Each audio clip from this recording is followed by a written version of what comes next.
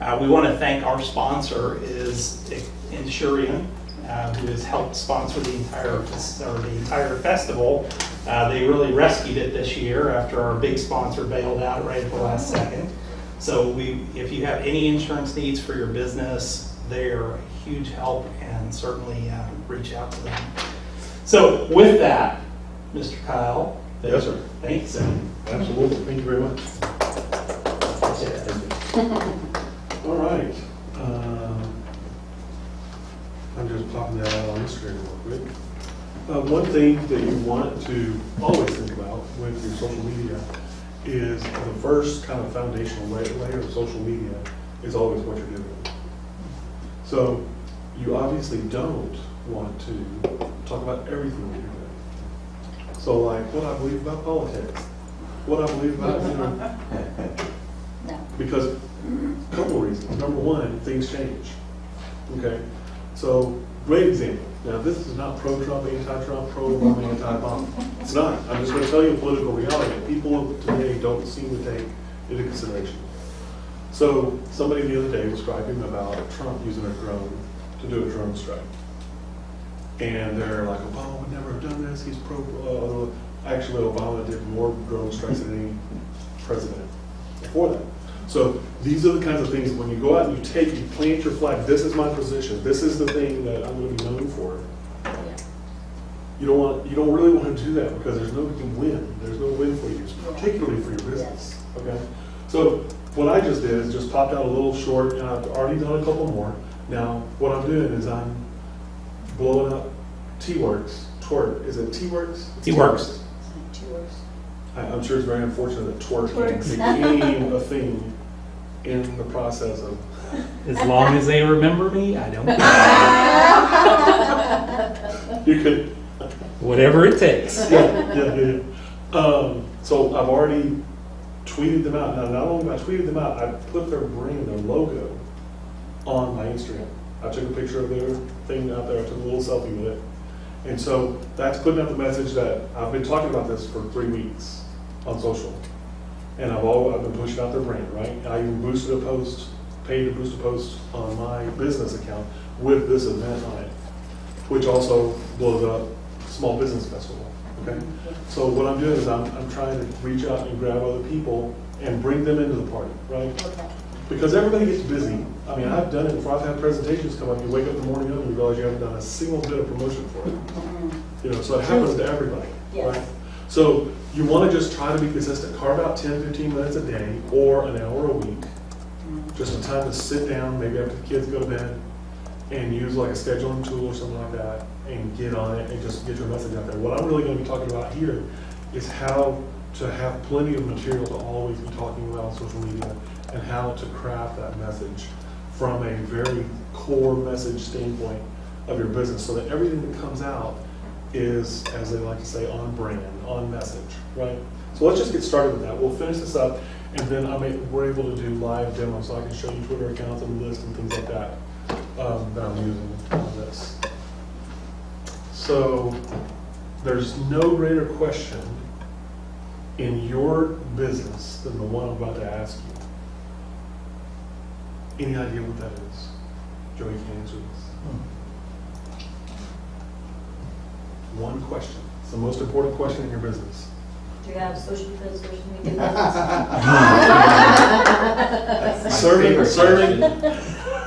Serving my business, that serves my business very well to say that. But no, I'll give you a hint. Both you and your customer ask it. What do you do? No. Oh, You wouldn't ask that of the customer. No, that's true. But that's a good question. Why? Why? Oh, Well, your customer needs to know why you're doing what you're What you're doing. doing. You're filling from over here, right? I am. So you're good. Anywhere up to the end of it, or the end of that whiteboard. Okay. I will walk more purposefully this way. I've never been in a room with two monitors before. It's freaking me out a little bit. yeah, just. I kind of want to be in the middle because my OCD brain kicks in. No, but why is the most important question? Because your customer is asking this when they get to your website, when they get to your Twitter profile, when they get to your LinkedIn profile, and they start consuming whatever messaging you have out there. If they don't ask why, you've bored them and they're going to leave. When they get to the question of why, you need to have an answer there. Okay? Basically, there's two divisions, there are two sides to your why. There's like your commercial why and your residential why. Your commercial why is the reason from a consumer standpoint that they're there. Solve whatever problem they came in for, right? But kind of the personal, the residential side of it is, that's where you join up with like interests. That's why storytelling is so important in branding. And that's why you see Shark Tank. They always open up with, they had this kid that had this problem, and they overcame this, and they've been trying, and this is the reason I quit my job so I could be home. All that is there. That's their why. That's part of their why. That's their personal why that feeds into the professional why. And that's because people want to do business with people they know, like, and trust. You've heard this before. Yes. Right? Okay. So that's your why. Welcome. Come on in and have a seat. This one is really important. Knowing your goal and always measuring. This is very rarely done. Most small business owners don't really know the goal. Now I'm going to pick on y'all just a little bit. When you came in here, you had a goal, but it's kind of fuzzy, right? Now that's okay. We all do that. I'm not really picking on. I'm picking on myself just as much as anybody. But what's really important is to understand what the prospect's goal is when they get to your site or your social. Okay? So when they get there, you need to be giving them very clear directions. How many of you ever heard of a Buda wiener dog races? Heard of that. Okay. You need to get that in your life. That's a pretty amazing thing. There's about 40,000 people that show up in Buda, Texas, and completely jam-packed this park and pavilion, and there are wiener dogs everywhere. Oh. And they're wearing all sorts of everything, and they actually have races. It's incredible. So I've never been. I joined the Buda Chamber of Commerce because I live in the South Pole, effectively. And so I go down there to volunteer this year. They tell me, just come down here, you can't miss it. I always love it when people give directions, you can't miss it. I missed it. And so we drove through town twice, missed it both times. So finally I stopped at a gas station, and I could see the manager was outside dusting one of the signs, which is an odd activity. But I say to myself, I'm going to stop and ask this person. They're in Buda. They'll know where this is. The whole downtown Buda is only about 800 yards long. Somehow I missed this. So I stopped. I asked her, ma'am, I'm looking for the Buda wiener dog races, and I can't find it. Can you just tell me where it is? Oh, yeah, I know right where that is. I'm really surprised you couldn't find that. You see all these people? So there's throngs of people walking. Yeah, they're coming from it. That's how close it is. I said, awesome. Can you tell me where it is? Yeah, you just go right down there, and it's right down before the main building, just right in there. Right in there. Right in there, like that. And I said, that's great. Can you tell me anything more? Like, can you tell me a street name? No, I don't know the name of any of the streets. It's right in there. You see all these people? They're coming from it. That's how close it is. It's right in there. Sounds like you did. Yes. This is the way most small business websites do. You go to the website, there's no clear why, there's no clear definition of the services, there's no clear definition of what problems they solve, and this is why you have what's called a high bounce rate. Okay? Social media sites work the same way. Your social media feed works the same way. Like a lot of you have already said, in Twitter, you're shouting at a hurricane. Okay? So as far as trying to be relevant in an active way, if you're not going to post all the time, you need to treat it as a passive channel. You need to have good, solid messaging on your profile picture, in your description, and then on your cover photo. And just understand it's a passive channel. Okay? But if you can commit to the time, take an hour a week, an hour a month even, get on a scheduler, blog regularly, and then just pump out that content. Okay? Then you can actually have some voice on Twitter. Okay? But what I'm telling you, the thing I'm telling you today, work on any social media channel, and it really all starts with your core strategy. Because if you don't have your messaging down in your core strategy, nothing else matters, okay? So let's go through a little bit more of this. So always measure. The biggest problem I see is no core strategy. We talked about this a little bit. Your strategy comes directly from your why. A lot of people end up in business because they backed into it. They started working at a place, they took over, and then they bought the owner out. Or they started this business because they got fired, and it was something convenient that they could do, worked into it. Or they had an idea, thought it would work, it started working, but that it wasn't really part of their core why. Okay? Somewhere you have to get down to what that is for you. And that's where you need to be swinging. That's where you need to be swinging the bat. Now, you've probably all heard of the Pareto principle, right? Who in here knows what the Pareto principle is? Joe? You want me to tell? Or were you just I saying? would love to say no, just jack with y'all a little bit. I don't have to, but because you know I know it. Go ahead. And I love this analogy, so I won't take away from that either. It's the 80-20 rule. Yes. So what is the 80-20 rule? Somebody besides Joe. 80% of your results come from 20% of your activities. You could also say, in the reverse, Yeah, and we're. that you could burn 80% of your energy on 20% of activity, or get 20% out of activity that you're not good at, right? So a baseball bat, my cousin played D1 baseball and threw a 95-mile-an-hour fastball, and he knows everything about baseball, stats, physics, everything. And so I called him up just to make sure this was right. And I said, is the sweet spot of the bat 20% of the bat? And it turns out it is. So the sweet spot is this fascinating little physical phenomenon in a baseball bat, where when you swing it, you're transmitting the most kinetic energy with the least resistance or vibration in the bat. Because at that point, the bat is the most balanced in your hands. If you ever play softball or baseball, you know what it feels like to hit it and have it sting. Well, you haven't hit the sweet spot of the bat. So what too many of us do as small business owners is we spend way too much of our time out here and in here, in areas that we're not fully bringing the heat. We're not bringing our power to the conversation. And really the trick in business is only do this. Only do what lights you up. Only do what connects you to your why. Hire out everything else. Even if you only can define the hat that somebody will be wearing in the future, if you can't afford to hire out, because I can't afford to hire everything out that I need to hire out right now, but I know what the hat looks like. I know the name of the hat and what it'll look like when somebody's wearing it, right? So this is all about your why. When you're swinging at the pitches life throws at you, you want to be hitting them with the most power possible. If you know A-Rod, Alex Rodriguez, he is a Hall of Famer. I think he will be. I asked my cousin again, because he knows everything about baseball, why is he so successful? He said because he's able to place the sweet spot of the bat on the ball more consistently than maybe anybody in history besides Babe Ruth. And so since he's able to do that, he's transmitting, again, the most of the power, right?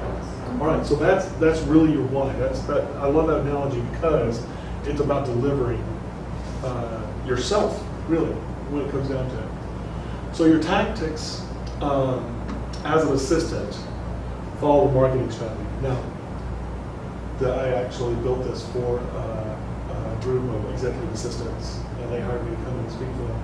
And I accidentally left that in this slide. So pretend you didn't see that. Pretend this is very professional and I didn't miss anything.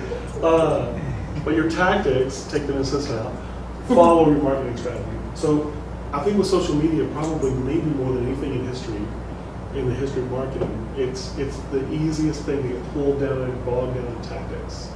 Because there are so many. There are so many. Facebook, you have groups, you have boosting posts, you have personal pages, business pages. There's so much, right? In Twitter, there's even more. We'll get into that in a minute. But your if you keep on to your strategy, then your tactics stay simple, and you don't get bogged down, you don't get confused as much, okay? Selling X product, your clothing, for instance. Give me an example of something that you sell. Dress, like a Okay. shirt dress, beach. Selling this dress can't be, that's not your strategy. Does that make sense? Yes. That's a tactic on the way to your strategy. The strategy is connecting women with their true selves, connecting women with making them feel good about themselves. You see what I'm saying? You're getting down to a core of why. For you, it's helping a small business owner relieve them of the stress of worrying about this or that legal problem, right? So they can run their business. This is why people in car commercials look so smug. Because the pitch they're giving you is if you buy this car, your life will go so much better than you can just be driving down to the grocery store, but you look very smug while you're doing it. You do summarize the website. There you go, perfect. Look smug with our legal team. All right, so you understand the strategy can't be selling X, right? Selling X service, right? That's not the strategy. The key question, this is a very important question, and really should drive all of your content marketing and really your offline marketing as well. What problem do you solve? Because the answer to this question powers all of your content, and then therefore should be powering all of your social media, right? All right, so here are some deeper versions of that same question. What state does your product or service give your client? How many of you have heard the quote, people don't buy things, they buy states? Have you ever heard of this? Okay, so people don't buy a massage. They buy the state. experience. They buy the state of being relieved of pain, pain-free. They buy the state of just the experience of a massage. Some people are just way into that. They buy the state of the lifestyle of massage. Now, if you've known a lot of massage therapists, there's a certain lifestyle in that world, and a lot of people buy that, okay? So people may, buying the dress, buying this shirt, for instance, I will tell you I was very excited about this shirt, because at my size, there's very few shirts that are like in the catalog that look the same on me. This shirt's one of the few, okay? So it's that kind of thing. I'm buying the state of, I'll actually kind of a little bit look like the guy in the catalog that bought the shirt, right? Okay. What are the top 5 fears about your product or service? This is a really important one. Yes. Because there's, I would say, like, it's the scam-o-meter. It's on a sliding scale, right? Everybody, there's a continuum there. And SEO is one of the main services I provide, happens to be very high on the scam-o-meter. It's like being a used car salesman. I was in a meeting just last week where a guy paid someone upwards of $20,000 to do a website and do their SEO, and neither one of them were good. They were both very, very bad. And so he's literally not hiring me because of that other guy. Nothing I can do about it, but I've just been very honest with him. Hey, this is where we're coming from. This is where, why, and all that stuff. But you have to understand that, and that should be addressed in your content and in your social media. And the way you do that is you write an info piece, like 25 ways to keep from getting scammed by your SEO company. Okay, then I'm going to push that out on social media, and that's hosted on my website. So they can come into my website, see that I do SEO, and I'm going to show them how to keep from getting scammed by a social media company, right? So I'm covering this. I'm covering this fear. I'm relieving that fear from the front. I'm addressing the elephant in the room, and I'm getting it out of the way, right? Or they're going to decide not to do business with me, which is fine. What are the common problems? Now, this doesn't really have anything to do with you. It's more about the difficulty of just what it takes to execute in your business. Like, you do outsourced HR. So in outsourced HR, I've got to be secure enough and free of fear enough, or get over my fear, to hire somebody to execute in my employees. That's scary, because anybody that is in that position has already been running their employees for a while, or they're smart enough to know they need you at the outset and hire you from the beginning. But most people are going to migrate to that after having already hired having handled their own employees for a while. I know someone that's going through this very process, and they are having a hard time letting go. So that's a fear, that's a problem, it's a common snag. So write content about that. Tell stories about it. Go retell somebody else's stories, published in Forbes or major magazines and things like this. Okay? What 3 products or services best serve your core strategy? Now this goes back to a big problem with home pages of websites. Way too many products and services. if you have 35 products or services, they shouldn't be on your homepage. 3 to 5 max. Because people will look at all that and go, man, that's a lot of really good information. I'm going to bookmark this page and come back. Do they come back? No. No, because the kid throws it up on something, and the dog sheds everywhere, the kitchen floods, whatever happens, they don't remember you. They're going to come back, do a Google search, and go to the next person. So you have to keep it really simple and stay. What you really want is top-level services that are an umbrella for all these microservices underneath it, right? Okay. So this is right here. This could drive your blogging for the next 5 years, right here.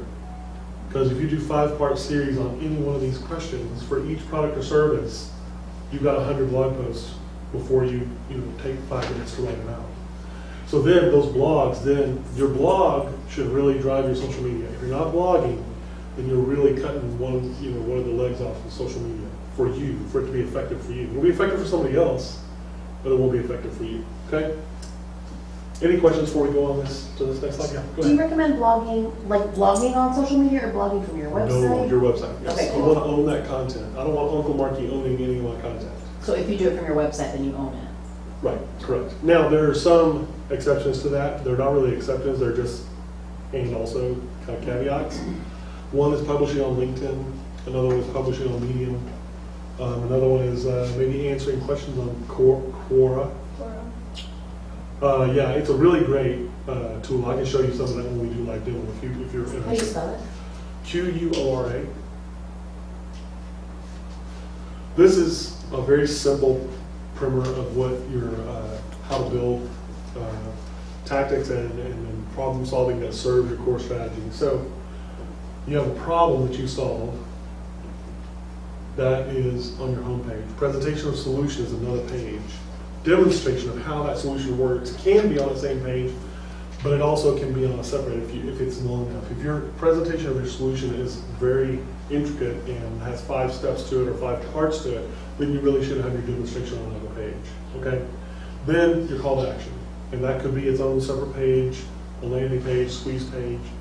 That really, there's a lot that goes into this. One of the big dynamics there is how much do people understand your product already, and the more people understand about it, the more it's going to veer over to being a commodity, right? So an attorney services, I may know exactly what attorney that I need because a judge could have just told me, you need to go hire a bankruptcy attorney today. Okay, but that should be on a landing page. Because a judge just told me I need to go do that, I've got to go do it. I know exactly what I'm looking for. So if you push me to big info pages that I've got to punch through before I can contact you, that's a mistake. I want contact info high up. So the more your product is closer to a commodity, then you want an executable contact form or one click to call, mobile responsiveness. If your site is not mobile friendly, you need to fix that yesterday. Okay, so that's what this looks like right here. And again, this is all this stuff, blogging fodder. You can do 5 parts this, 5 parts this, 5 parts this on each one of these. And then you can do 5 questions, you can do 5 testimonials. If you have a bunch of testimonials, stack all those suckers in a blog post. Testimonial 1, give me 100 words, plus the testimonial. Yeah, Mark came into us and he needed a set of 12 dresses. He has 12 girls. He needed 12 dresses and he wanted them all to match. So blah, blah, blah, this is the story. Well, his testimonial is up there, right? Next one. And you can just package these things, these testimonials in a blog post, and it kind of gives you a double whammy impact because it has your words around it. Never forget to experiment. Don't ever get locked into just one thing. Don't. I hear people say things like this all the time. Joey does too. Joey's a consultant in social media, and you hear these things. I tried social media and it didn't work. It's such a nonsensical statement. Because that's like saying, I tried breathing and it didn't work. Did you know that everybody that breathes dies? Every person who has ever breathed has died. That's the same thing. It's saying, I tried this and it didn't work. Well, what specifically did you try? Did you run a 12-part blog series and then boost it every day for a month or 2 months in a row? Or did you split test 1 month over another month and then did not get the traffic you wanted? That's a more accurate statement. my target was 1,000 visitors to my website, I only got 500. That's more accurate. I spent $500 on it, so that cost me X per visitor, right? So that's a much more accurate statement. I tried something and the results were disappointing, right? So you want to experiment, you want to have a goal in mind. Go do something, do anything, write an info piece, put it out there. Measure on Google Analytics how many times a month somebody clicked on that on your website. Measure with a bit.ly link how many times somebody clicked on it to come out of Twitter to go to your website. Do any of these things, but try things. Because there's traffic out there to be gotten. The people who get it are focused. That's just a fundamental rule, okay? How many, how often, what's the gap? These are really great core questions to constantly be asking yourself. How many visitors, how many people in your demo are already on social media? How many of your competitors are getting traffic from social media and how much are they getting? There's tons of reports out there. You can get this information if you want it. How often? Okay, so a big thing, especially in Facebook, that's pretty measurable, is when you do a consistent boosted campaign of any kind, if you're consistent over several months, you'll begin to see these almost like a heartbeat of activity, regular activity. For me, I have these weird spikes on Wednesdays and Thursdays that show up every couple of months. I haven't quite figured it out, but consistent messaging put out over a period of time that's measured will begin to show this to you. And this is where you begin to find these little pockets of audiences that you didn't even know were there, okay? What's the gap? The gap is between expectation and execution. What's happening versus what you wanted to have happen, right? And most of us don't even have that first thing. We don't even know exactly what we want. We want stuff to sell. That's about as narrowed down as we get. And that's no judgment. We all do that, okay? All right, so this is a really, really important one. Know where in the sales process your function falls. So the function that you're doing in social media, you should first have that very well defined. Are you trying to get traffic to this blog? Are you trying to launch an info piece? Are you trying to launch a course? Are you trying to get more customers for a particular type of massage? These are all things you should know first. Then understand where in the sales process, and I'm going to define the sales process for you in a minute, but where in the process does this function fall? Where is the customer? Are they just becoming aware that massages exist? Did they not know massages were out there? Did they not know they could hire HR outsourced? You know, are they on that side? They're in the first level. If they're deeper, and again, you get to this idea of you're more of a commodity at some point. The more people know about what you do. Big screen TVs are a great example. You know, in the year 2000, they were a luxury item. Now, literally, you can almost buy them at a gas station. I mean, they're everywhere. Okay? So where in the sales process does this function that you're trying to execute fall? And where is the customer when you're talking to them? Here's a quick overview of what I define as the sales process. When I talk about it, I do a lot of consulting and presenting on the sales process, and the contention is not that these are the only 5 steps, but rather that no matter how many steps you have, you may have 35 steps in your sales process, you always have these. These are in there somewhere, okay? The greeting is the first part. That's the handshake. First time to your website, they're reading your cover, your cover photo on your Twitter page or your Facebook page. They're encountering your message for the first time. Okay? Rapport building and investigation. This happens very, very fast online because they're not looking you in the eye and they don't have to take that risk of saying yes or no in person. They can say no real fast and bounce. So rapport building investigation, you have very little time to do this. You need to connect very quickly. You need to have faces on your website. Don't have a website without faces on it. Okay? Especially when you're in personal service or you're in a non-personal service. But faces convert. That's just basic science. I feel like Will Ferrell when I said that. That's just science. Rapport building investigation, I have to combine these into one step. A lot of sales processes divide these up into 2 separate steps. The reason I have them in one is because I can build rapport with you all day long and not get any closer to a sale. Okay, I can investigate and I'll drive you away. But if I put these 2 together and ask the right questions while I'm building rapport, then I'm moving closer to a sale. Or I'm moving closer to somebody saying, no, this is not for me, which is what you want that. You want people to self-identify as this isn't a fit. If your content is so bland that people don't do that by reading it, then you're not building it right. You need to build in a no, a solid no there into your content, okay? After this, people will decide, yeah, this is a solution to my problem.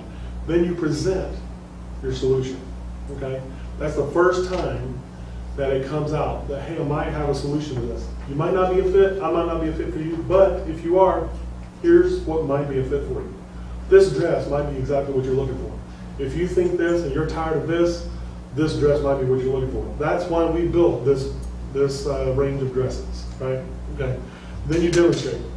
People buy with emotion, they justify with logic. They buy with emotion, they justify with logic.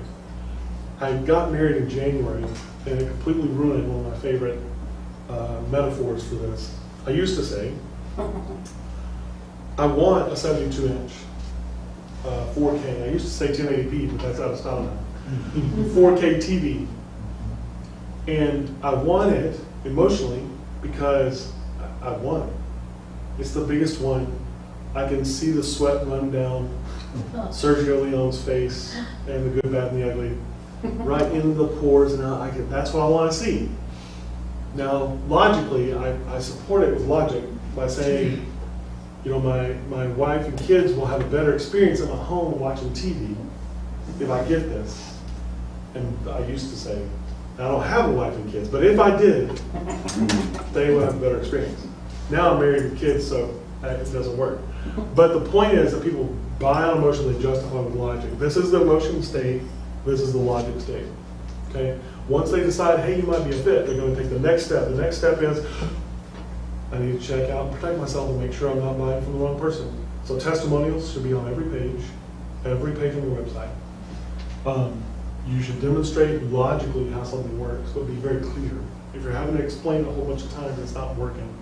If you have a very complicated process, you need to have industry experts or some kind of support for that. But that's in this demonstration. Closing, super easy, rarely happens on social media. You're very rarely going to get somebody to go, oh man, Twitter profile, cool, I'm going to buy from you now. That's rare, okay? It can happen depending on your demo, but it's rare, all right?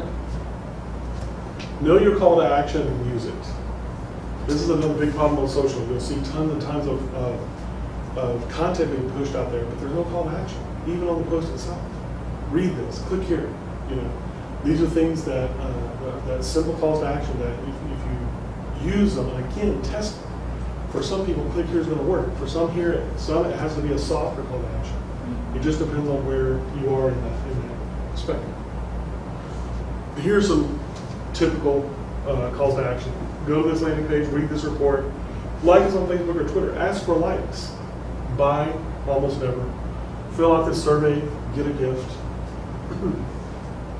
Never forget, customers' loyalty is gold, and you want to earn that. So by earning it, what that means is you don't get lazy with your content. You don't get lazy with your social media. Every time somebody comes in and self-identifies as just a member of the tribe, just somebody who's like people who buy from you, okay? Joey's had people that come along the side and start liking and sharing stuff. They never buy from you, but they're referred to you at the wazoo because they're in your tribe. They speak the same language. You vibe with them, right? Honor those people. Honor them. Anytime you have direct action online, honor it. Even if it's just a follow, okay? Get to know your audience. You can never know too much about what makes them tick. And I love this photo because in America we're kind of immune to pictures like this, but it is a remarkable thing that on a pretty regular basis we put tens of thousands of people in one spot for a few hours to do one thing. And the irony is this kind of happens online. You have these coagulations of people in a way that just show up around these topics and they stay for several hours at a time. Your topic is in there somewhere. So the more you can learn about these people and speak the language that they speak, breathe the air that they breathe through your content, you're going to attract them to this watering hole of conversation and you'll have more conversions. Here's some great questions to understand about your audience. What do they like? That sounds really broad. But what do they like? What are their interests? What do they fear? there are common fears that are attached to each age demographic. I'm sure any of you over 40, I'm not going to ask you to raise your hands. You remember the first time you actually went, oh crap, I could die. You know, I'm not invincible. That fear of dying shows up when you're more in your late 20s and early 30s. In your early 20s, you don't think about it at all. You have the brilliant logic of a teenager. I'm not going to die. I've never died before. So understand what they fear, why, how that motivates, and how that intersects with your product or service. Age, are you married, are you divorced, kids, career-minded, city, rural. These all go into how your content is going to approach them. Back years ago when I was selling cars, I had an experience like this. I had been studying sales for a long time, and I felt pretty strong, still do, that I read people pretty well. And I still have these little divisions of people. And one is an engineer mindset. Another is what I call a rancher mindset. Neither one of these are condescending. They're just people. A rancher mindset is going to look you in the eye and he's going to decide whether they trust you or not. Once they decide they trust you, that will stay there until you or they die, or you betray that trust. And once you betray that trust, you click over to the other side. There's only two places for this needle to go. And I was selling a car. I immediately pegged these guys. Number one, they were ranchers. So they were rancher types.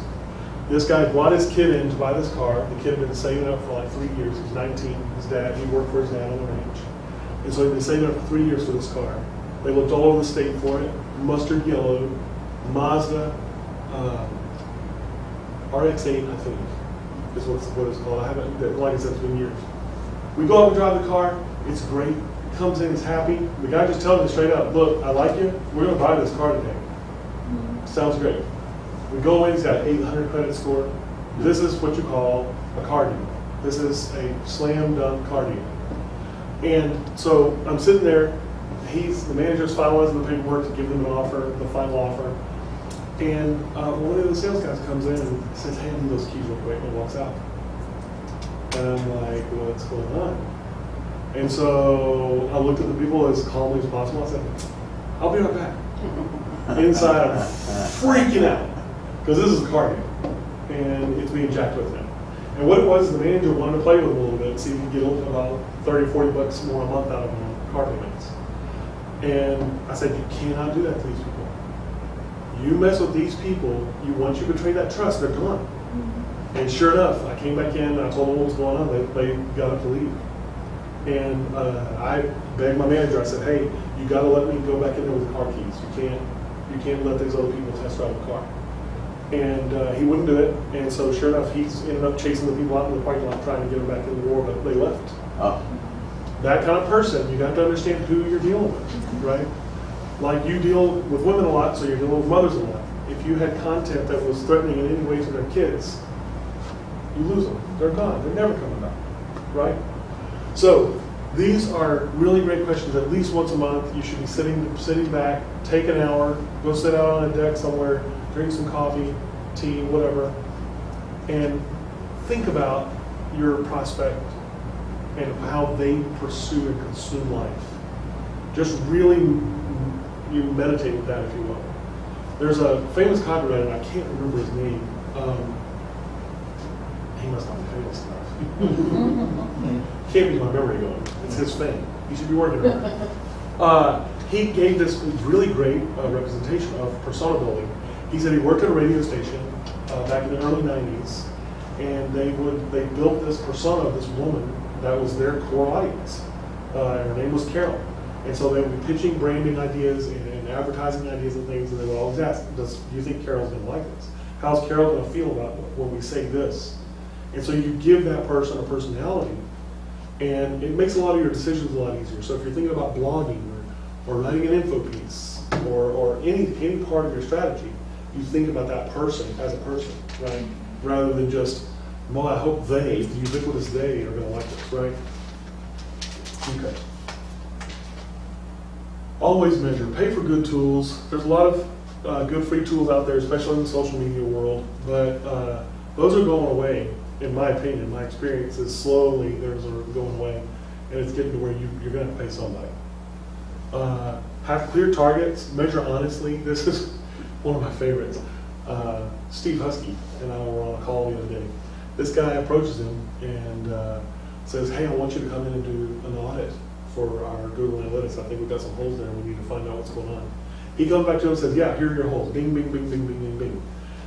The guy's copied his whole company and Steve and just ripped him and said, this guy doesn't know what he's talking about. He's not even certified. He's saying all these things for him with our campaign and he doesn't know what he's talking about. And what happened was I call it making it your baby instead of the customer's baby. You know, you're saying that there's something wrong with your marketing. I'm saying there's something wrong with you. If I'm saying your blogging strategy is really bad, I'm saying that you're really bad. We can't attach ourselves in that way emotionally. So measure honestly. Because honesty in your numbers is actually free. It gives you the ability to take that next step. Okay? No babies. Don't be a baby, don't have any babies. Of course, in real life that wouldn't work, but we're not talking about real life, we're talking about social media. Know the next step and execute on that. What is the next action you want your prospect to do? Okay? Follow up on an action, follow up on a purchase, upsell, add-on, sales, bonuses, reviews, improve your process. Thank you. Always say thank you. Always say thank you.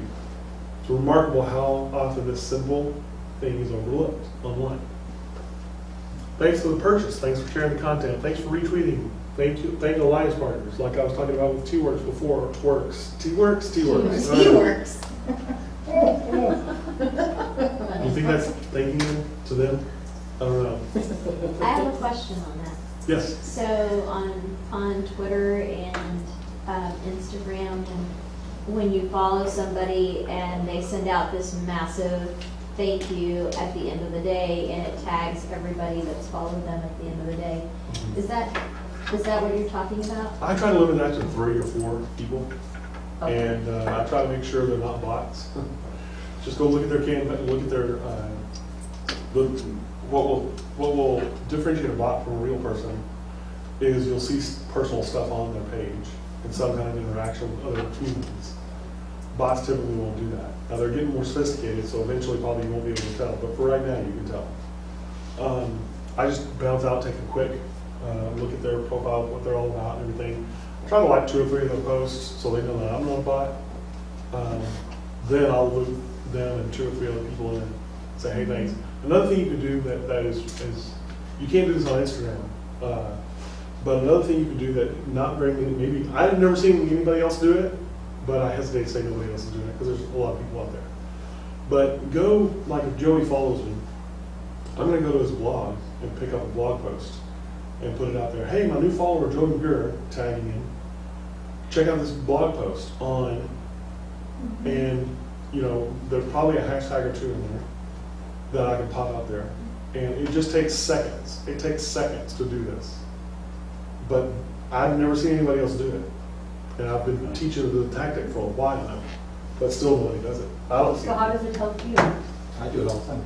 Well, it's not that, it's not, so you go to somebody's blog and pull it straight out of the blog? If they have a well-written blog, Yeah. I don't do it just arbitrarily, but yeah. Right. Occasionally somebody follows me and I check them out and I find them fascinating and I find their content really, I did it recently with a guy named Andy Foote and he writes great LinkedIn, it's all about LinkedIn optimization and Yeah. I've shared like 3 things he's written in the last couple of weeks. It's great. Yeah, I'm talking more about, I'm not saying that's not right, because that's very good. What I'm talking about is like, as you're going through your followers, like 17 people follow me today on Twitter. You know, I'm gonna pull 3 or 4 of them and try to find a blog post or something. If they don't have it, I'm not sure the website. I'm on a blogging group and on Facebook, and this person put out, hey everybody, I've been blogging here for a while and I have not been able to make any money on my blog at all. Can you tell me what's going on? Why is it not working? So I go to their website and the title, I can't remember what the URL was, but the title was different. And it was DIY, post separator bar, farmhouse. Oh, it was Goody Style. That was the name of it. Goody Style was the name on the URL. Then the title was DIY/farmhouse. farmhouse blog or something like that. And then you go down and it's all this personal stuff about them and their kids. So like you have 3 different value propositions on your page, and that's if you don't include the idea of you and your kids as a value proposition. When the only value he's giving is to their grandparents. That's good. I wish I would have thought of that. All right. So yeah, thank you for these things, all this stuff. So like, social good's a big one because people want to connect inside the community. They want to connect with good things going on in the community. They want to do give back stuff. But they also want to do it in the local. The local has a high conversion rate. Okay. So like this winter dog race thing, they are horrible on social media. Horrible. They don't have any hashtags, they don't have anything, and so I'm just blowing them up. I'm hitting it hard because I want to benefit them, but I want other people to see what's going on. So I took a few pictures of some of the people that are raising money down there, what they're raising money for, tweeted that out a little bit. So that's what you want to do. Climb inside their value proposition for a minute. What are they trying to do? What problem are they solving? Okay, and be a benefit to them. That always comes back to you, okay? I guess that's the end. I thought I had a closing title on there. Let me bump through there real quick and see if I missed something. Just to recap. Just to recap, hopefully you read fast. Signage. Screensaver. That's a big thing. Always I'm the listening. baby. There's a Yeah. bridge just like that inside National Park. Oh, nice. Okay, before we go to line demo, any I questions? have a question, but Yes. it's a little different. It's about algorithms. Oh, we don't take different questions. I'm sorry. Yeah, it's, and I'm thankful you're here as well because what I've realized lately is that Facebook and Instagram both, and LinkedIn also, have different algorithms that they keep changing all the time. Mhm. And it's all confusing because what I've realized is maybe on Instagram, if you like my post a few times, then I'll keep popping up on your newsfeed. And on Facebook, probably it's the same because, as I said, I just started my marketing for my business, but it's not just about posting quality content out there. It's also about whether the people who follow my page even get the content on my newsfeed. This is why two things. Number one, own your content. Don't blog on anything else for the majority of what you do. And number two, have a well-optimized profile. Mhm. So have your messaging really strong there because anybody that does connect is going to go to that eventually. Mhm. If they emotionally connect with you at all, they're going to go to your profile page. So if you've got a series of 5 blog posts on the core problems you solve, if you've got testimonials on there, get people to review you on it, they're able to consume all this in one place. That's the one thing that still works from an organic standpoint. But as far as feed, I don't worry about feed anymore because and the reason is people are trying to make money. Social still isn't really making a lot of money for people. Yeah. Facebook's figuring it out, but they're having to completely choke the life out of organic to do it. Yeah. I'm not sure what money LinkedIn is making since Microsoft takeover. I haven't really looked at that. But, I know that on Facebook the other day, they did something because all of a sudden, all I saw was posts from this one group for like a full 24-hour day. And it was a group I didn't even go to that much.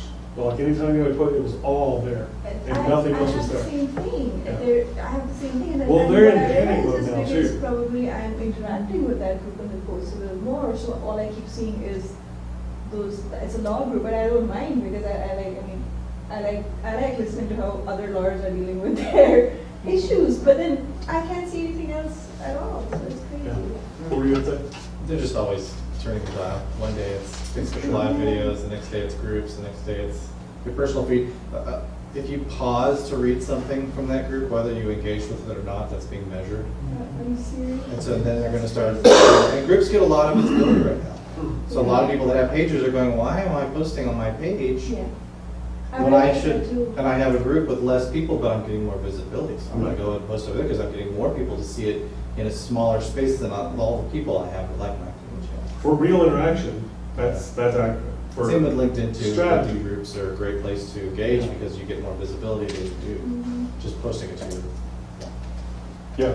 Anybody else have a question? What I thought I might do now is spill a lot of stuff. I like spilling things. Dude, Don't you're judge. so consistent in all of your events I've been to. Did I spill something the last time? Both of them. Yeah, that's great. What are you gonna do? Shell. Unplug everything? So you didn't have my help. No, not yet. I'll start moving that way. You might want to move the lectern further over toward the TV. No, I'll just move it back. Um, That's laying everything down. it doesn't reach for some reason. No, this works. This You works. got it? That's what you creatively Maybe do that that. works. Yes. But I see the tech people do that. Well, he's creative. That's why he's in. Yeah, that's fine. That explains. I want to. Use a little bit of both. Yeah, perfect. Okay. That's a Cute. good combo. All right, so, there was something I was saying, and it was awesome.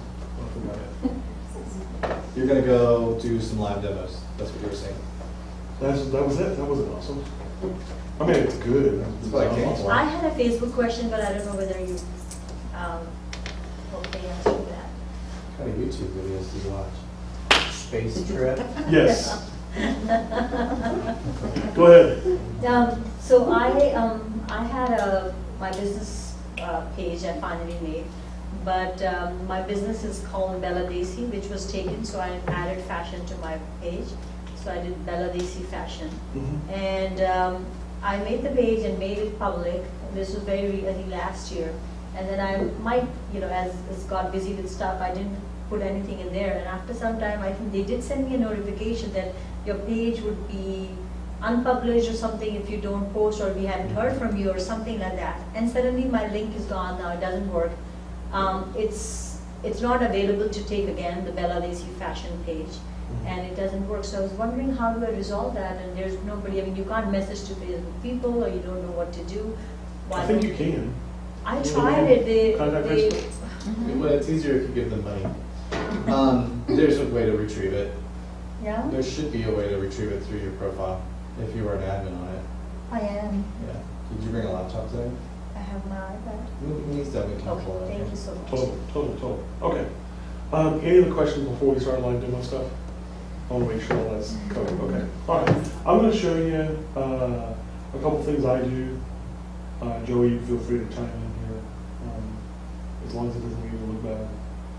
Only gonna make it look good. That's why I picked it. Tell us about your cover photo. What? Tell us about your cover photo. Oh, I should have an offer in here and I don't. That's part of the story. That is, that's a picture I took down off of Zilber Park, one of the bridges there, and I always liked it. You go slightly out of focus. I just got my camera. It's one of the first pictures I took with it. And Yeah, that's the Lamar Street walking bridge, isn't it? huh? Is that the Lamar Street walking bridge? I don't know, maybe. Yeah, it looks like it. It's cool. Great shot. Yeah, thank you. Yeah, it is cool. Yeah, it was one of those things where I'm like, I like this. So, Local. yeah, exactly. Yes. I have a question. So I love all the followers and the following. Does it matter, because we're still trying to grow ours? Should we pay to have that boosted, like to have more followers, even though they're not going to be they're not in the area? They're not actually going to get services from us. So what does it matter if our numbers are huge or they're small and they're actually people that utilize our service? Does that make sense? Yeah, Perception. outright. Yes. Perception. Here's the thing, there's a perceived qualified, I can't think of the word I'm looking for, but like professionalism level that comes with likes and followers.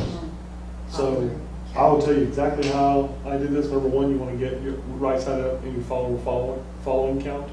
You want your followers to be larger than your following. That's number one. There's something magical about having that number right side up. Immediately you start getting more followers. People just perceive it. It's a perception thing.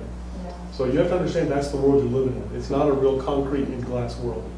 It's this weird world of social. Okay, so that's number one. Number two, get active on follower and unfollowing. You can use Crowdfire. Crowdfire is a free tool that you can use to unfollow people who are not following you back. And those are the first people you want to dump. The next set of people you want to dump are inactives. I start with 2 years and dump all those and work forward.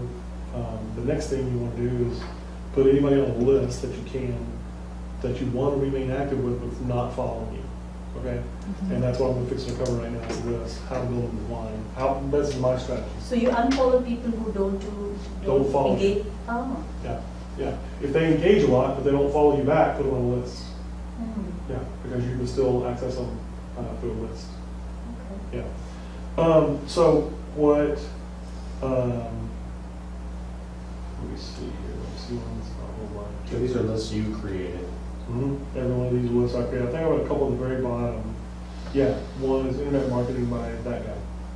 Who you follow, Eric Wenders. Yeah. I don't know if I follow him. And that's, I mean, I don't think Eric's even been on Twitter In a long in 4 time. years, so that's Yeah. pretty old, yeah. Yeah, I was super active for like a year and a half after I heard this guy's presentation. His name is John Sparks. If you get a chance to hear him, you should. He's really good.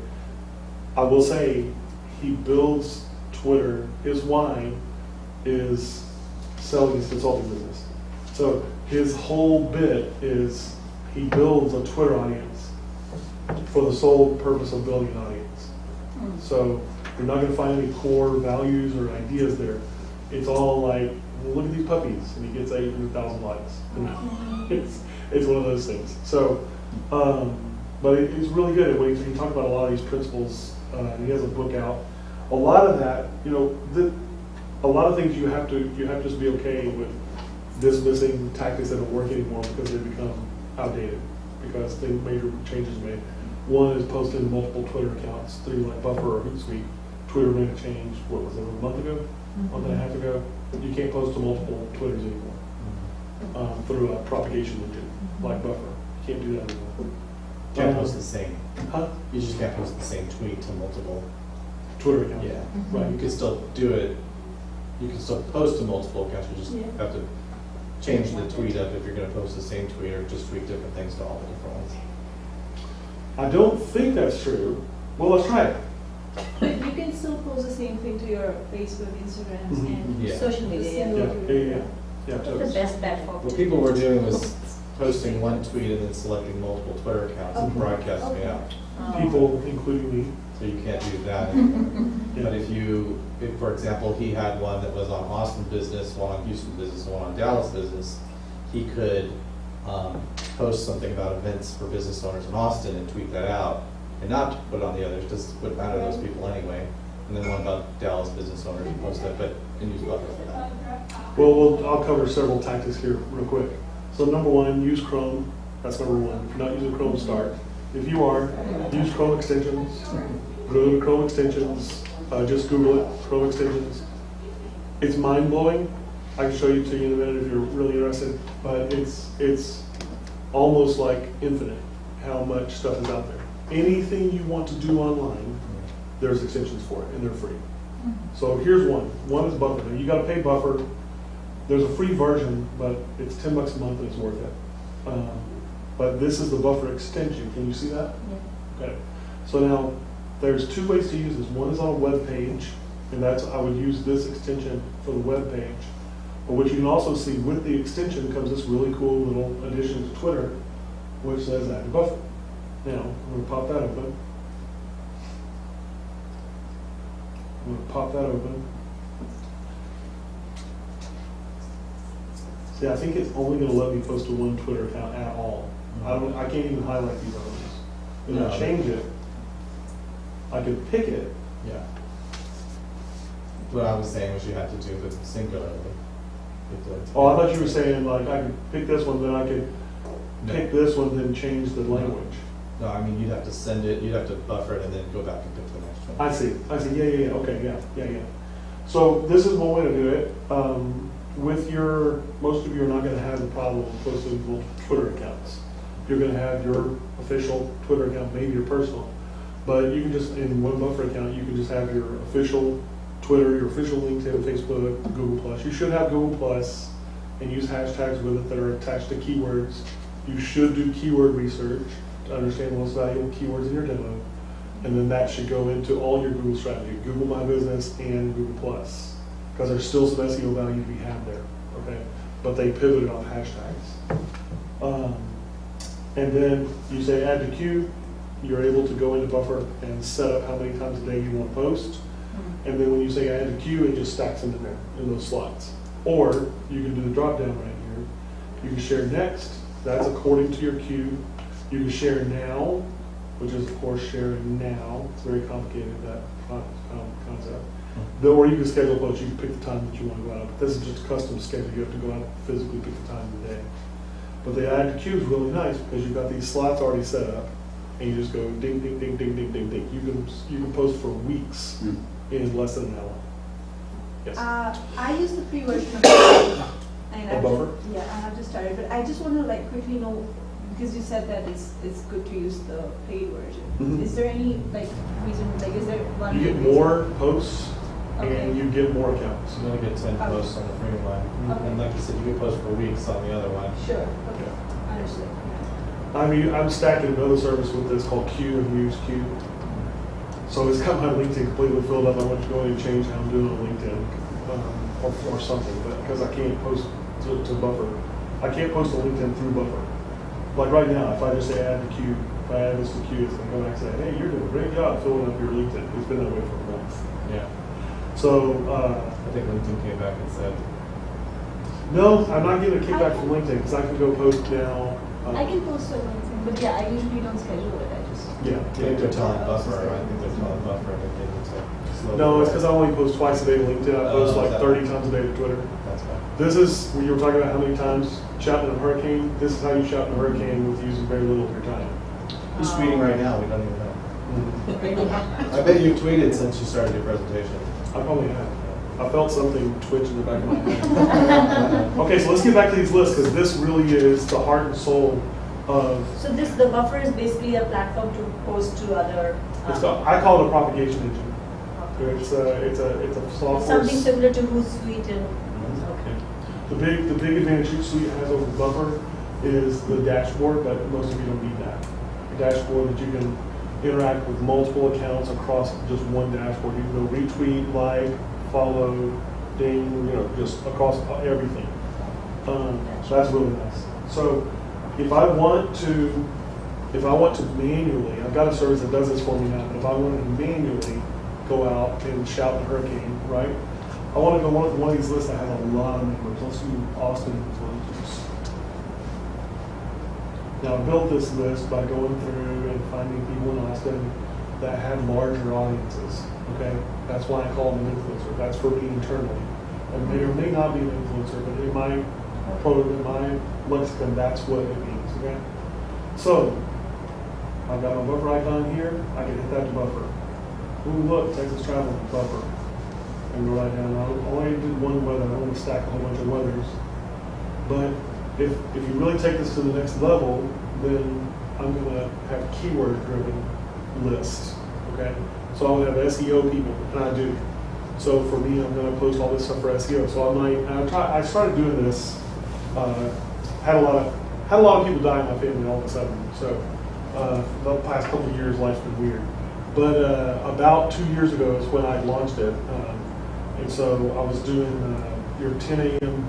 SEO tip on every Monday, or every day. I was doing 10 a.m. SEO tip. So at 10 a.m. every day, I posted this SEO tip. So I drove some of mine, I mixed it with some other big wigs in the world, and I used a list to do it. And so what that does is give you a really familiar bell to ring every single day. If people like it, they'll start coming back and look at it 10 a.m. every day.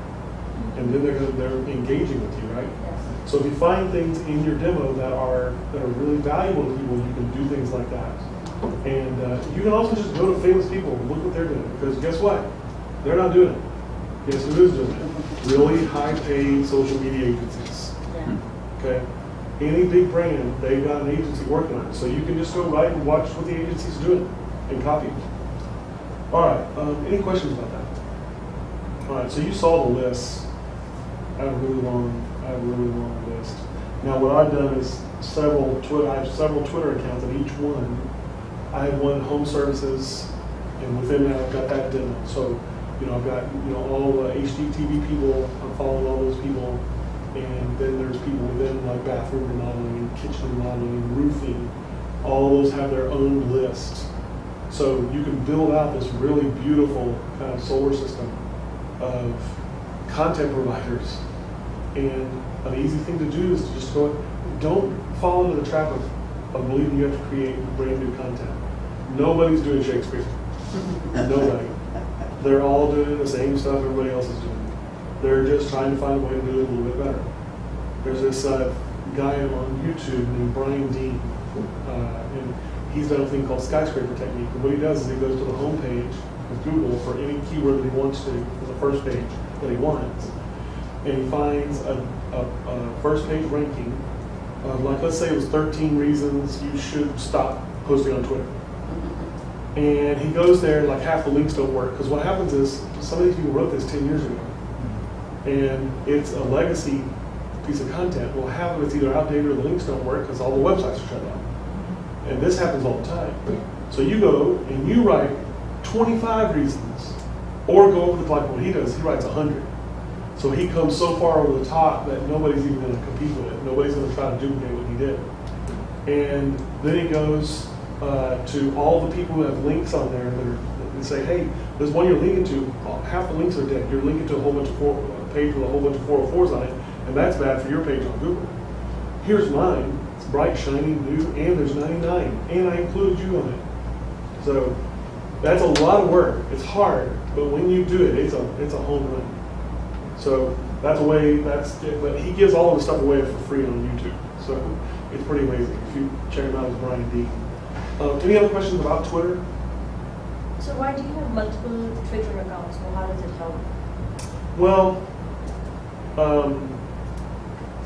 the reason I started it was, well, this is my personal account. Okay. Then I have my front-burner marketing account, my professional account. Okay. Then I have what I was going to do. Again, this is back before everything started going down. Is have a Dallas and a Houston-based Twitter account. Because one of the things that you run into is you have some locale envy. Austin hates Dallas. Oh. Yeah. You ever notice there's not that many Dallas Cowboy fans down here? There's a whole bunch of Houston fans. Mm-hmm. They Very hate nice. Dallas. Houston also hates Dallas. Oh, okay. Yeah. The reason for this is Dallas won all the Super Bowls in the 70s. That's what it goes back to. Then we won 3 and 4 years in the early 90s. And the Texans still don't have one. And so that's really, honestly, that's what it goes back down to. There's been a rivalry between them. So if you have an Austin-based SEO, or if you have Dallas-based SEO, or I talk about, hey, I'm going to go do this in Dallas, and it happened. I went and did a workshop in Dallas, and I got some blowback from people here for, you know. Wow. And so the idea was to separate those. Now, I haven't quite taken on that thing because I haven't finished executing on that. But Interesting. yeah, that was something I started and it didn't pay off like I thought it would. So I haven't really followed the execution on it. Yeah. Yes. So I'm sure y'all know, but we're opening up our second location at Yes. 4 Points. Very at exciting. 22, 22, and 620. So my thought was to keep it all the same for at least the first 6 months while we're building. But do you think that we should separate those now and start the marketing Not for on that Twitter. area? I wouldn't on Twitter. Facebook, you're going to need a separate business page. I would have a separate business page for the location. 4 Point, you know, what it really comes down to, it's a really good question. I'm glad you asked that. You really start from your consumer's point of view. Cedar Park and 4 Points are vastly different places. Cedar Park is developing its own identity, completely separate from Austin. And there's a lot of pride in Cedar Park. 4 Points has its own kind of thing going, and you're getting out towards that Lakeway mindset. And I don't know how many of you drive when you're here in Lakeway, but you really do enter a different world when you get out there. Yeah, it's a different area. It's amazing how much different it is. So same Twitter, but different Facebook. Yeah, I would. What do you think? Again, don't make me look bad. I'm just kidding. Tell me. If you disagree. I'm very interested to know what you have to say. I'm just asking for feedback. I already know what I want to do in my head. Let's say follow your gut. Follow my gut. There's proven strategies for all this stuff, but it doesn't mean it's going to work for you because it worked for someone else. True. I think you should keep them the same as long as you can. You can actually have one business under multiple locations. For example, Austin Shoe Hospital has one Facebook page, but all their addresses are under it. That way, everybody that's having a conversation at 4 Points and everybody that's having a conversation here are having the same conversation, which makes your conversation more meaningful, richer, more valuable. Yeah. At some point, yeah, I mean, if you had 13 locations, you probably, and some people at the domain don't want to mix with anyone else because they're, snobby domainians. And sure, build them on their own page so that they can all get there and have their little private conversations. But consider asking the community also. You can also divide them into groups. And you Yeah, can divide off your pages. And you guys have a group that's connected to the page, correct? Not a T-Werx group. We have it for the different groups we have in here. So like Okay. we have a women's group and we have an entrepreneur. Yeah, ask the community what they would prefer. That's a great way to use your social media to get feedback. And if they go, no, one's fine, or if they go, well, yeah, I'd rather just talk to people there or just talk to people here. I would just find out what they want. Okay. Yeah, that was, the more I think about it, the more I think keeping it under the same is better. My gut is because of, comes from the SEO. You want the signals for the different pages. But now think about it, if you tried to execute that across 15 locations, that wouldn't be real good, I don't think. But yeah. It becomes 15 times the amount of work. Sure. And, yeah, totally. That's why I was trying to keep it under one because I handle all of it. So, Yeah. I would keep it under one until there becomes a conflict and then split it. But there may never become a conflict because everybody's trying to help lift everyone else up. And if you create a community of that anyway, it'll be a great place for everybody to go. Oh, there's one thing I do want to show you. Does anybody else have a question? We have about 10 minutes. I don't know what time we Facebook have. question Yeah. again. Go ahead. So yes, she was talking about the same account and different account. Uh-huh. All the Facebook account, when you open an account, you have to have a personal, like a date of birth and everything attached to that. Whether you're Oh, what? opening up, Date you of have birth. a personal Profile. data, Personal yeah, account. personal. Oh, okay. No, it doesn't matter, even if it's a personal account, you have to give personal information about who's opening and whether it's a business account also. So do you suggest separating it too, like doing it under your own Facebook profile or doing a completely separate, with a separate name for a business page on Facebook? Give me an example. So like I have my own personal page and then I added my business page under the same with a different app. Like you can change the admin and things like that. But and suddenly I realized I was posting something and it was a business post and it went under my, because you have to change in that, like now you're Bella this, Sure. now you're Brad, and Sure. you forget to do that. So I wanted to do completely separate page for that. So do you all have the same under your own personal Like where you would have to profile? sign out of your personal site. Yeah, and then sign it back again. Do you all do suggest I think that? if you just force yourself for a week, Mhm. like every day, Yeah. and go post to both, you'll get in the habit of it and won't be an issue anymore. Also, if you do it on mobile, like the Facebook Pages app, Mhm. it completely takes your personal out of it. Oh, really? Yeah, so if you just do the Pages app, that's just business. Oh, okay. Yeah, it's on your phone, yeah. Yeah, Yeah. cool. Well, let me show you this real quick, Okay. because we're down to just a few minutes and this is really important. This is where SEO kind of transfers to like everything. Let's see, let me go to my site, just use my blog. What you want is to have,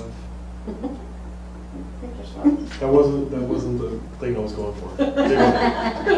What was funny about it? No, your picture was funny.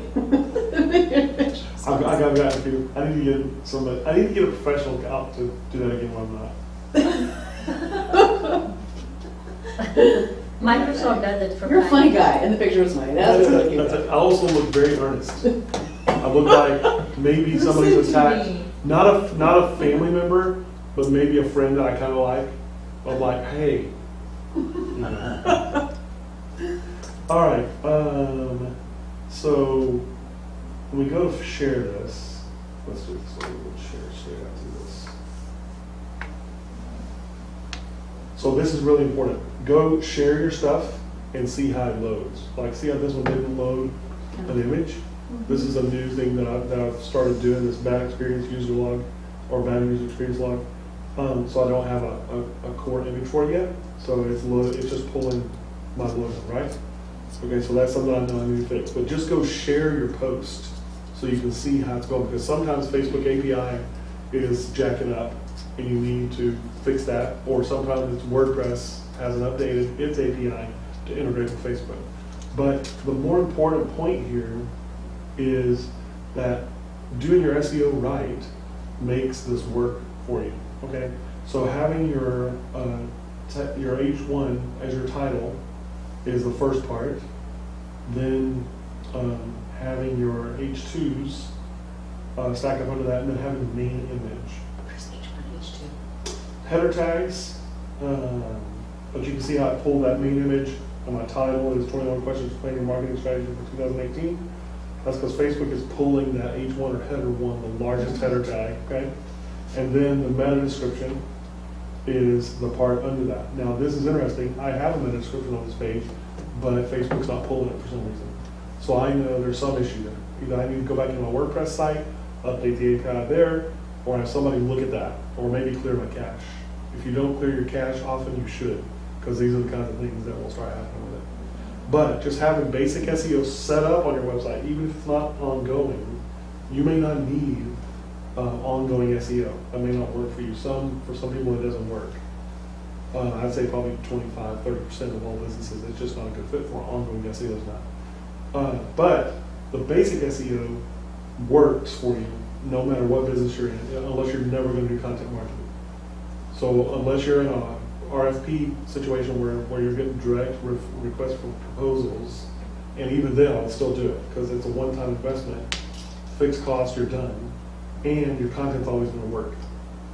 Well, if it's the somebody same. else shares it too, you want to say, Yeah. But like in an RFP situation, most people aren't. They don't care because they're on a list somewhere approved. But the thing is, those people might go out and check you out, and this needs to all work. Because the same thing that makes your blog set up right on the page is the same thing that makes this work. Facebook uses the same principles that Google is using, okay? So that's a really important point that I didn't want to miss. Is your site in WordPress as well? Yeah. We build exclusively WordPress. There's too many really things that make it really strong. It powers almost 30% of all websites in the world now. Mm-hmm. That's a tremendous number. I did my own website because I want to keep my overhead low initially. Sure. So I used Wix, Mm. and I can't see the difference. You can. Yeah. I'll tell you I what. haven't started a blog on Wix, but I blog for another, like I do guest blogging, and Oh, cool. that person uses WordPress. Mm. So I see the difference because I kind of use both Sure. platforms. Right. If you want to take like one step up, you can use Squarespace. It's another free platform. Yes, I did look at both Squarespace and Wix, but I think it was at the end because I was doing it myself, and Mhm. this is just like a stopgap measure till maybe I can bump it. Well, Squarespace is too. It's a drag and drop. It's a It drag just and has, drop. I felt that it has lesser options as compared to Wix. And Really? Yeah, Okay. it doesn't have as many, not that I used an already existing template, but it didn't have as many options. There's another one that I don't know if you know called Mobilize. Mobilize? Mobirise. No. So I've heard of that. Yeah, so it's a similar sort of platform. Yeah, And yeah. they're mostly, because you spoke about mobile, like making sure your site is Optimization, mobile. yeah. Yeah, so they're very big on that. Yeah. Well, that tells you right there the problems that a lot of these free sites have Mhm. with being mobile optimized. The reason I'm kind of big on Squarespace as a free alternative right now is because I had a client come in and she was going to pay us to build her site on WordPress, or she was going to pay me to consult her through the process. And as I did the research on her site, I realized she had several page one rankings without ever having done SEO herself. She happened to have built some good titles, that's what served her well. But the fact that Squarespace was populated that way, that's the big hang up I have with Wix and Weebly, is that they're hard to optimize well. And you don't typically find Wix and Weebly sites that are ranking well.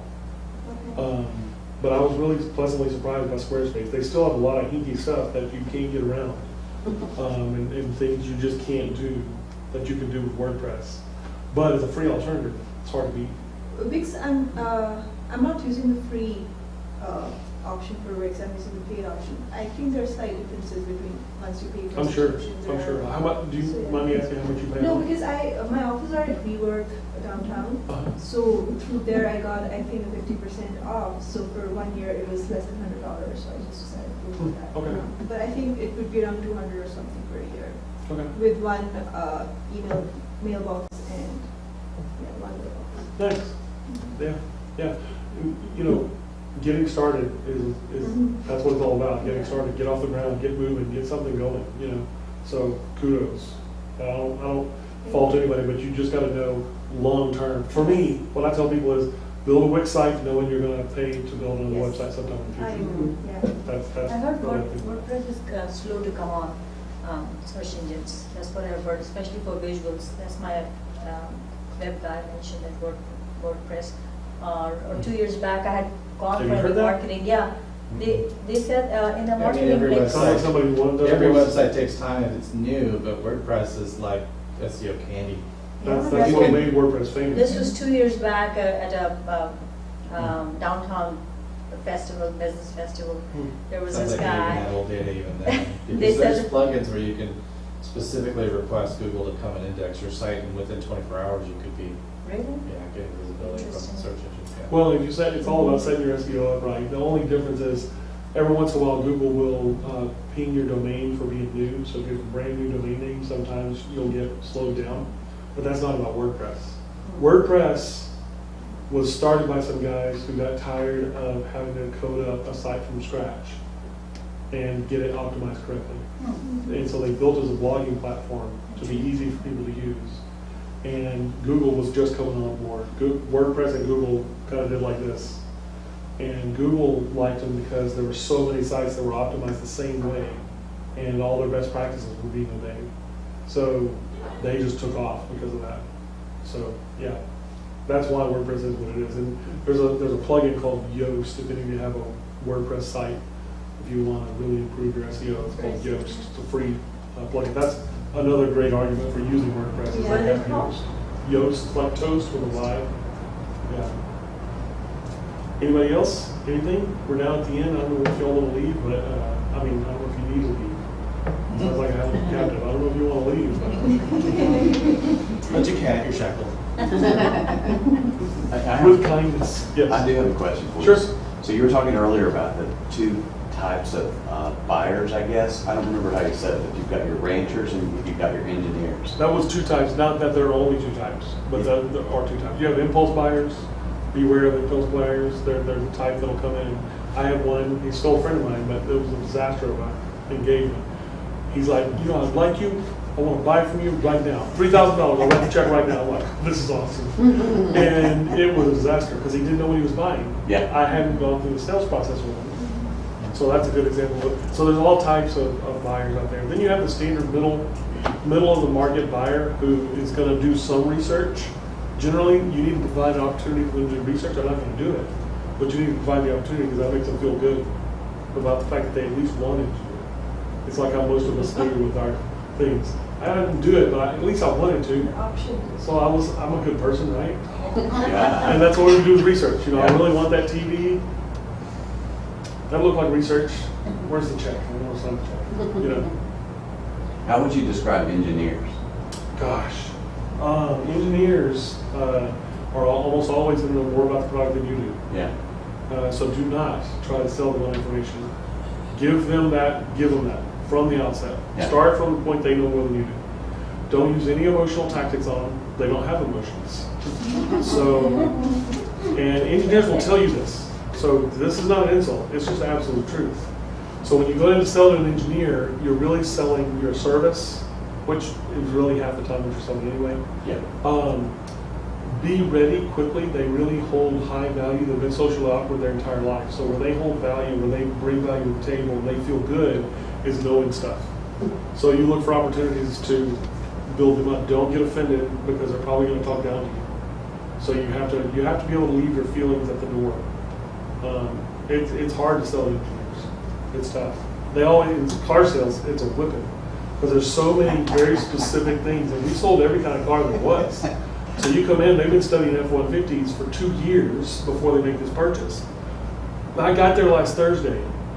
So they're going, the torque converter on this is, this is different than they upgraded this from the 97 model. And I'm like, sure. Did you say so? What I would say, and I would mean this, and I did it a couple of times, because you don't want to lie. Always put yourself in a position to tell the That's truth. true. I would say, if you don't mind, I'm going to write this down. I'm going to use that in my presentation. So that kind of thing, But yeah. The why, you get back to the why. If you always start with why, there's a great book called Start with Why. Understand the customer's why, and you can understand how That's true. to, it's not about how to sell them, it's about how to serve them. Because if you really believe your product is solving a problem, then by not selling it well, you're actually doing the customer a disservice, right? So that's the way to think about it. Now, if your product sucks, that's a different thing. Anybody else? All right, well, thank you guys for coming Thank out you. today. Good job. Absolutely, thank you.